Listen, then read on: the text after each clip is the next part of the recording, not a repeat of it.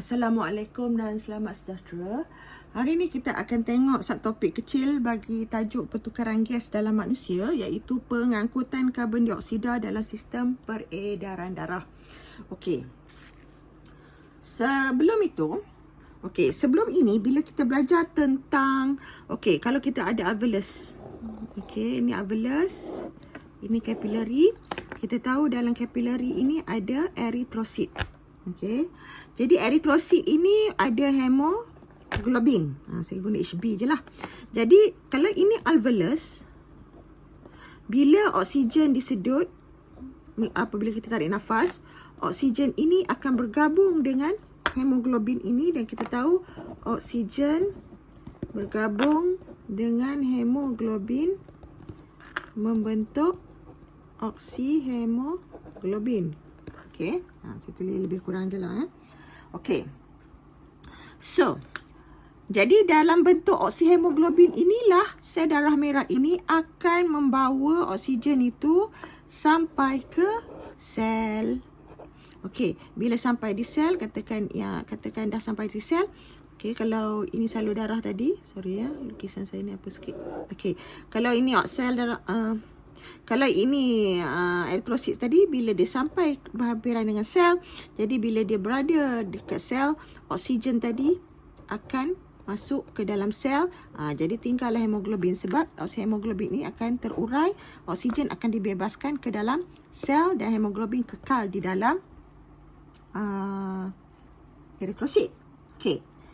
Dan bila sel ini berrespirasi, dia akan menghasilkan karbon dioksida. Dan kita juga tahu karbon dioksida ini sebenarnya dia akan kembali ke alveolus bila sel darah atau eritrosit ini akan berpatah balik ke alveolus, dan di situ nanti kalau eritrosit sampai di sini, karbon dioksida itu nanti akan dihembuskan semula melalui proses hembusan nafas. Persoalannya, bagaimana karbon dioksida ini diangkut daripada sel ini balik ke alveolus? Jadi untuk itu kita perlu lihat 3 keadaan di mana karbon dioksida ini boleh diangkut semula balik ke alveolus sebelum karbon dioksida itu disingkirkan melalui hembusan nafas. Saya nak buat besar sedikit. Saya nak lukis besar. Katakan ini capillary. Ini sel. Ini sel yang sudah berrespirasi dan dia mempunyai karbon dioksida yang perlu disingkirkan. Jadi tadi pada manusia mula-mula, sel darah merah ataupun eritrosit, saya selalu silap sebut ya, kita guna eritrosit. Apabila eritrosit sampai ke sel, dia akan bekalkan oksigen kepada sel ini. Tapi sebagai hasil respirasi, sel menghasilkan karbon dioksida, dan karbon dioksida ini perlu disingkirkan. Jadi, katakanlah ini sel darah merah atau eritrosit. Saya minta maaf lah sebab saya ni ajar form 3 juga. Form 3 kita pakai sel darah merah. So, untuk eritrosit ni, kita tahu dah eritrosit ni dah memang ada hemoglobin tadi. Memang hemoglobin bukan satu lah, ada banyak sebenarnya. Dan di dalam sel darah merah atau eritrosit juga ada air, H2O. Sebab sebenarnya dalam eritrosit ni bukan setakat ada hemoglobin, dia ada juga nutrisi-nutrisi yang lain, termasuklah air. Cuma fokus kita sekarang ni kita nak tengok hemoglobin dan air ni. Salah satu cara untuk karbon dioksida ini disingkirkan, untuk dibawa ke alveolus, adalah dia boleh bergabung dengan hemoglobin. Cuma bila karbon dioksida bergabung dengan hemoglobin, dia akan menghasilkan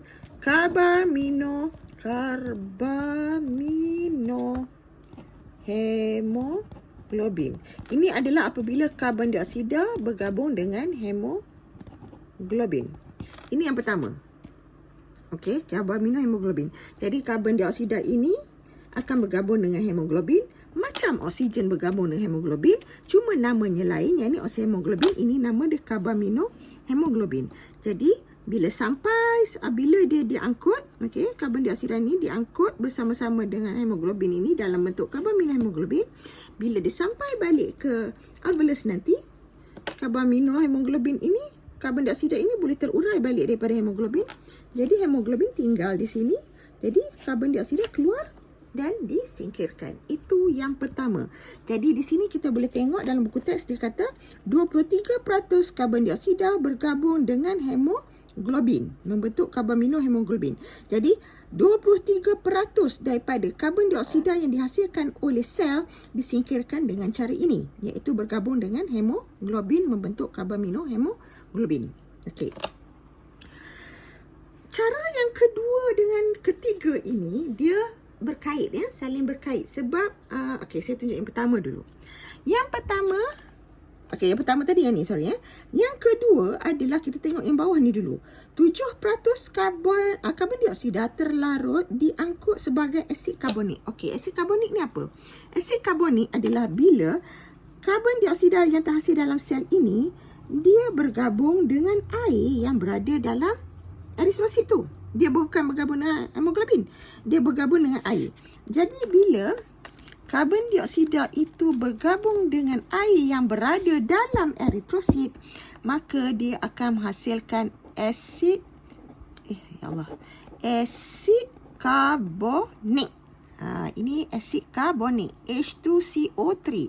Ini asid karbonik. Apabila karbon dioksida masuk ke dalam eritrosit bergabung dengan molekul air itu, dia membentuk asid karbonik. Dan dalam keadaan ini juga dia boleh membawa karbon dioksida itu kembali ke alveolus.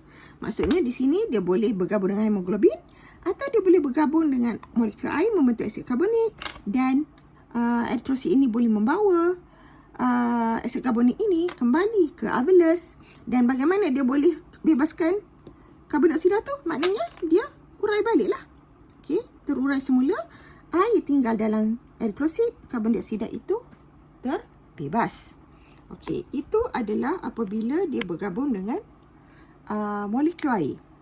Okey, jadi bila bergabung dengan molekul air terbentuklah asid karbonik. Dan kalau kita tengok lagi sekali, asid karbonik ini hanya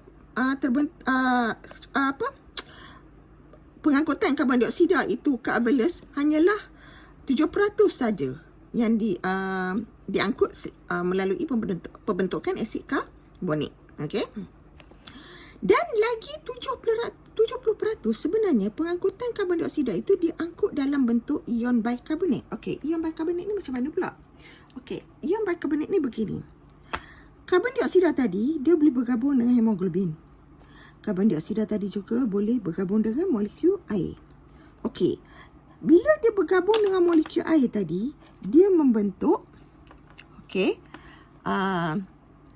ion karbonat. Maknanya di dalam bila dia dah bergabung dengan molekul air ni, kita buang ini, kita anggap dia dah jadi ion asid karbonik.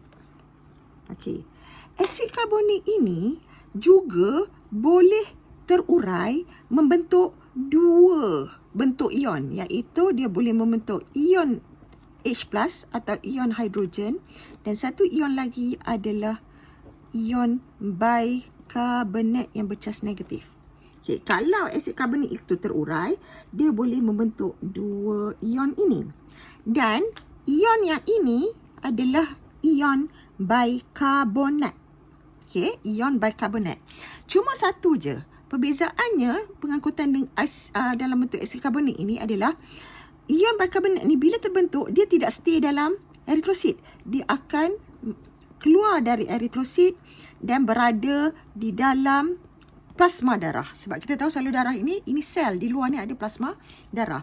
Jadi apabila asid karbonik ini terurai menjadi ion hidrogen dan ion bikarbonat, ion bikarbonat akan masuk ke plasma darah, dan bersama-sama plasma darah ini ianya akan diangkut di dalam salur darah ini hinggalah tiba di alveolus tu. Okey, maknanya di sini kita ada tiga bentuk pengangkutan. Satu, karbon dioksida bergabung dengan hemoglobin. Satu, karbon dioksida boleh membentuk asid karbonik. Jadi karbon dioksida itu diangkut dalam eritrosit dalam bentuk asid karbonik, ataupun asid karbonik tadi boleh terurai menjadi ion hidrogen dan ion bikarbonat. Cuma bezanya ion bikarbonat tidak kekal berada dalam sel dalam eritrosit. Sebaliknya dia akan keluar ke dalam plasma darah. Jadi ion bikarbonat ni diangkut balik ke alveolus dalam plasma darah. Jadi satu dalam bentuk karbaminohemoglobin, kedua dalam bentuk asid karbonik, dan yang mana-mana asid karbonik yang terurai itu dia akan dibawa dalam bentuk ion bikarbonat. Jadi dalam buku teks tadi kita lihat yang ini diangkut dalam bentuk ini 23%. Dalam bentuk yang ini adalah 7%, dalam bentuk ion karbonik ini 7%. Dan yang lainnya akan terurai menjadi ion karbonat, yang ini adalah 70%. Jadi semua sekali 100%, semua karbon dioksida yang dibebaskan akan dibawa ke alveolus semula.